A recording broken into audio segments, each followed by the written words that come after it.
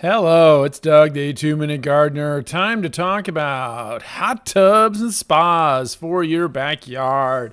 Oh my goodness, it's just so relaxing to sit in a nice hot tub with those jet streams vibrating, especially after a long, hard day or hard week. So there is a difference between the built-in and the prefabricated kind. So let's kind of go through all of these, the pluses and minuses, what they cost, and how easy they are to install. So let's start with the custom-built hot tubs. Now these are usually connected to a swimming pool, although you can get them built separately by themselves, just the hot tub. But let's talk about the ones that are connected to a pool, even if it's a small pool like this one. Typically, they are built in such a way that they are slightly elevated so that if it overflows, that excess really hot water goes into a pool. Now, the hot tub water is going to typically be about 10 to 20 degrees hotter than the pool, so it's a way of keeping it warm. This is one that's a freestanding hot tub, the hot tub that is just by itself, no connecting pool. And by the way, in case you're wondering why there's these flowers and candles, there was a wedding in this backyard and they decorated it really nicely for the wedding. And it turned out great. That's a whole different video. Moving on. So this is a freestanding hot tub just by itself. It didn't have a pool, but it has a lot of the equipment that a pool has. And we'll talk about that in just a second. Here's another one that's connected to the pool. Again, it's a little higher, so it overflows into the pool, but the same materials. Same thing here, lovely blue tile on the pool itself, really kind of neat. So again, let's talk about the pool equipment. So a custom-built hot tub is still going to have the exterior pump and filter and heater, all three of those things, to power that. And that's the reason why they cost so much.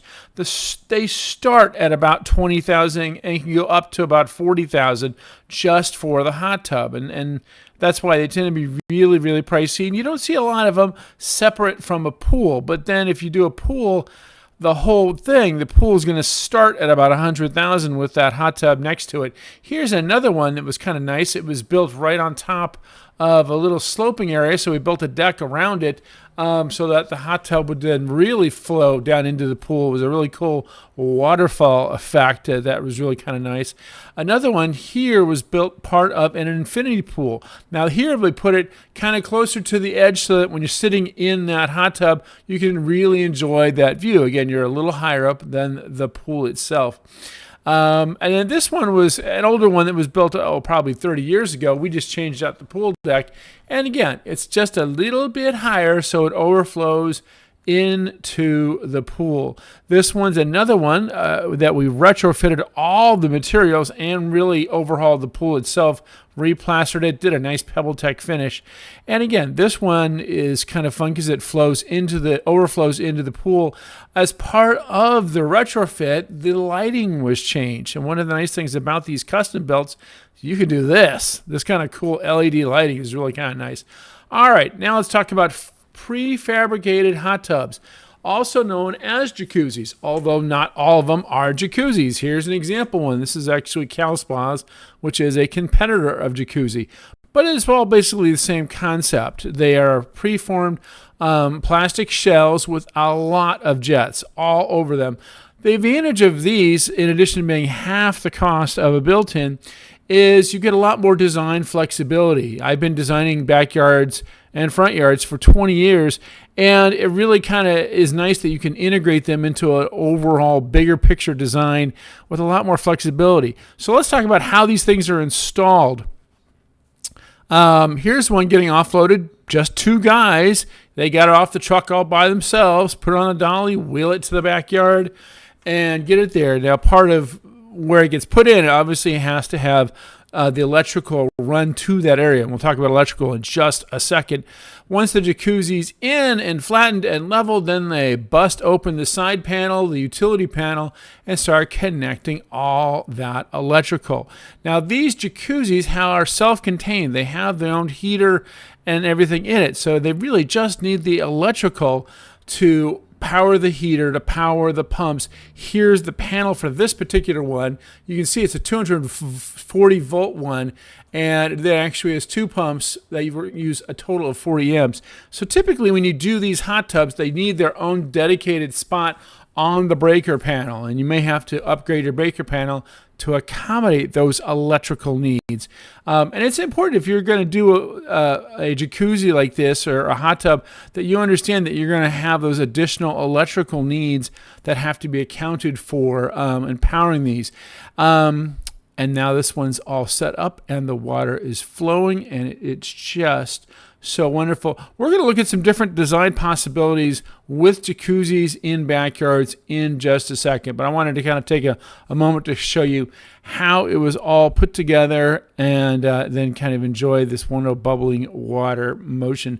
Here's a better shot of all the jets inside it. You can see this particular one has a lot of different sitting positions. And as I mentioned earlier, one of the nice things about it is, you know, if you're just doing the prefabricated hot tub, you have some nice design possibilities. So the first one you saw was flat on the ground. This one has a deck built around it so that you don't have to quite step so high to get into it. It makes it pretty easy. This is a 12-inch high deck, so it cuts down the stepping distance into the hot tub to only about 24 inches. This one is a 24-inch high deck, so now you only have 12 inches. Most hot tubs are about 36 inches high to step into them. So these little these custom-built decks around it give it a really nice, A, they make the yard look wonderful, and B, make it easier to get in and out of. Here is another one. And by the way, this is a TimberTech material. Some of the previous ones were Trex materials. It's a synthetic board material, so it can hold up to getting wet all the time, which is an important consideration when you're dealing with these. Also, when you do these kind of wraparound decks, it's important that you still have a couple of pieces that are removable, so you have access to that utility section of the hot tub itself. And here's one where there's no deck, but it was integrated into an overhauled landscape. We did the hot tub right next to a wonderful shade structure. This is a wonderful shade structure kit by Yardesy. That was last week's video. And then we kind of had another spot in the garden where we added a fire pit, so you could go from hot tub to fire pit. Another thing to consider is privacy. This one, we had a little privacy screen built around it so the neighbors couldn't quite see in. So let's talk about the cost of the hot tub. These prefabricated hot tubs are going to cost about $10,000 to $15,000, including that electrical hookup. Doesn't include the pad it sits on, but it does include that electrical. And of course, if your panel's in bad shape, it's going to maybe be a little bit more. But it's still half the cost of a custom-built hot tub. So that's just kind of something to keep in mind. Here's another example of a backyard that we designed around the hot tub.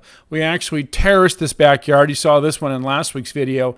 So that we built this lovely retaining wall so we could push the hot tub out as far as we could to really enjoy this view. So when these folks are sitting in their hot tub, they get to just enjoy this fabulous view, have a glass of wine. The kids are playing over there on the grass area. It's a really wonderful little area. Like I said, I've been designing landscapes for 20 years. This is one of my favorite backyards that I've ever done. Well, that's all the time we have for right now. This is Doug, the Two-Minute Gardener, saying if you enjoyed this video, make sure to hit that like, share, and subscribe button to get more of my garden videos. Until next time, this is Doug, the Two-Minute Gardener, saying thanks for watching.